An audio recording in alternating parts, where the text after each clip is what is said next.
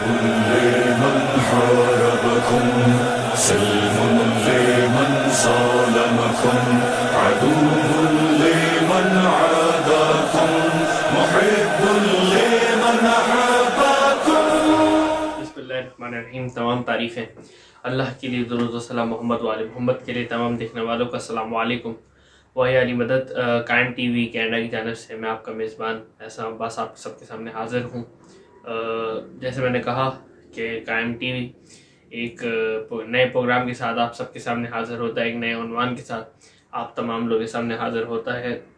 رجب کے حوالے سے ہم نئے موضوعات اور نئے عنوان اور نئی مخصوصی کے ساتھ آپ کے سامنے حاضر ہوتے ہیں. آج 18 رجب جو کہ مخصوص ہے وفات حضرت ابراہیم سے، اس کے حوالے سے ایک پروگرام آپ سب کے سامنے لے کر حاضر ہوئے ہیں، جس میں چند گفتگو آپ کے سامنے پیش کروں گا. جناب امیر مولا علی علیہ السلام کا قول ہے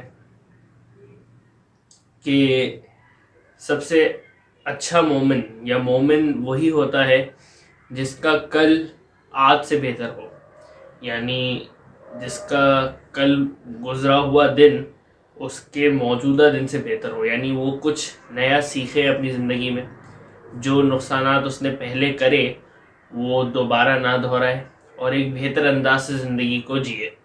جو چیزیں وہ پہلے کر چکا ہے اس کو دوبارہ نہ دہرائے اور زیادہ بہتری کی طرف جائے، اور دن بدن ہر چیز کے اوپر یعنی قابو پائے، بہترین انداز سے آگے بڑھے، اور جو غلط چیزیں اپنے ماضی میں اپنے پاسٹ میں کر چکا ہے وہ دوبارہ سے نہ دہرائے اپنے موجودہ دن میں اور آنے والے اپنی زندگی میں بھی. اور اس کی سب سے اچھی مثال مولا نے بولا کہ اس کی سب سے اچھی مثال بچے ہوتے ہیں، کیونکہ بچے جو ہیں وہ جب گروئنگ پیریڈ جو ہم کہتے ہیں، یعنی چائلڈہڈ سے لے کر جب وہ ٹین ایجر اور پھر آگے جاتے رہتے ہیں تو وہ دن بدن چیزیں سیکھتے جاتے ہیں، اور وہ جو پرانی غلطی کرتے ہیں اس کو پھر دہراتے نہیں ہیں. آہستہ آہستہ ان چیزوں کو اوور کم کرتے ہوئے وہ بڑے ہوتے ہیں، ٹین ایجرز ہوتے ہیں، اور آہستہ آہستہ دین اور دنیا کو ساتھ لے کر چلتے ہیں، دنیاوی تعلیم بھی حاصل کرتے ہیں، دینی تعلیم بھی حاصل کرتے ہیں. اور یہی مولانا کا قول بھی ہے کہ اپنا گزرا ہوا دن جو ہے اس کو، اور یعنی اگر مولانا نے کہا کہ اگر تمہارا گزرا ہوا دن اور آج کا دن برابر ہے تو تم ایک صحیح مومن یا اچھے مومن یا مکمل ایک مومن انسان نہیں ہو. تمہارا پچھلا جو دن گزرا ہے وہ آج کے دن سے بہتر ہونا، یعنی آج کا دن اس سے بہتر ہونا چاہیے. تو یہ ایک قول تھا امام علی کا نہج البلاغہ میں آپ کو ملے گا. اس کے علاوہ رسول خدا کے 2 بیٹے جو کہ میری خدیجہ سے تھے، قاسم اور عبداللہ، جو کہ چھوٹے جب تھے تبھی وفات پا گئے تھے، اور ایک بیٹا جو تھا وہ حضرت ماریہ سے تھا جس کا نام محمد ابراہیم تھا. ان کی بھی بچپنے میں ہی وفات ہو گئی تھی. تو کسی شخص نے چھٹے امام جعفر صادق علیہ السلام سے پوچھا کہ مولا اگر ابراہیم زندہ ہوتے تو کس طرح ہوتے اور کیسی زندگی گزارتے.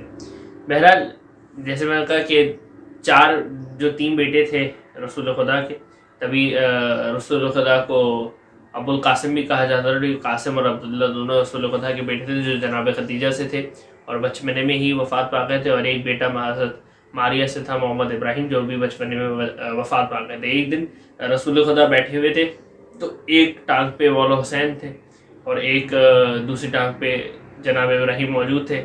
اتنے میں جبرائیل جو ہیں وہ عرش سے تشریف لاتے ہیں اور آ کر بولتے ہیں کہ اے پیغمبر، آپ کو اب فیصلہ کرنا ہوگا کہ آپ کس کو خدا کی بارگاہ میں پیش کریں گے، کیونکہ خدا کا حکم ہے کہ آپ کسی ایک کو چن سکتے ہیں جو کہ زندہ رہے گا اور ایک کو دوبارہ خدا کی بارگاہ میں واپس جانا ہے. تو اس پہ نبی نے فرمایا، رسول خدا نے فرمایا کہ جبرائیل جا کے خدا سے پوچھو کہ آگے جا کر کون سا، یعنی ان دونوں میں سے کون سا میرا بیٹا جو ہے وہ دین کے لیے کام آئے گا. بہرحال جبریل نے کہا کہ خدا کا کہنا ہے کہ مولا حسین جو ہیں وہ آگے جا کے دین کے لیے کام آئیں گے. تو اس لیے لہٰذا رسول خدا نے حضرت ابراہیم کو جو ہے وہ مولا کی بارگاہ میں یا خدا کی بارگاہ میں پیش کیا. اور آنے والے جب یعنی آگے ہم اگر دیکھتے بھی ہیں زندگی میں، تو جب بھی رسول خدا بھی فاطمہ کے گھر میں تشریف لاتے تھے تو یہی کہتے تھے کہ کہاں ہے وہ میرا نواسہ جس کے لیے میں نے اپنا بیٹا قربان کر دیا.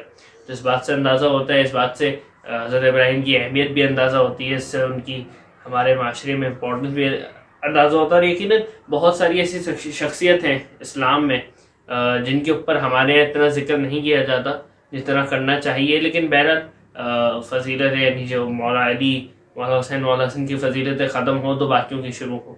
تو اس وجہ سے لیکن بہرحال تھوڑا علم، تھوڑی بہت چیزیں ہمیں ہر شخصیت کے اوپر ہونی چاہیے، ہر شخصیت کے بارے میں پتہ ہونی چاہیے، تاکہ اگر ہم سے کوئی سوال کرے تو ہم ان کو جواب دینے کے بھی قابل جواب دے سکیں. جب خدا کو پکارا علی آ گئے،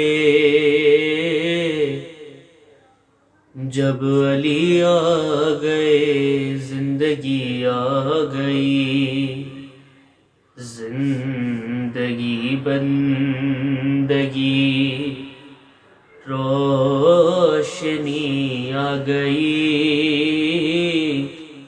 روشنی آ گئی آ گئی آ گئی. موت ان کے محبوں کو آتی نہیں، آ بھی جائے تو پھر بچ کے جاتی نہیں. موت سے کیا خطر، موت سے کیا ہے ڈر، جس کی تھی آرزو وہ گھڑی آ گئی. اور غسل میت نہ کہنا میرے غسل کو، جل ملبوس کو مت کفن نام دو. میں چلا ہوں علی سے ملاقات کو، جس کی تھی آرزو وہ گھڑی آ گئی.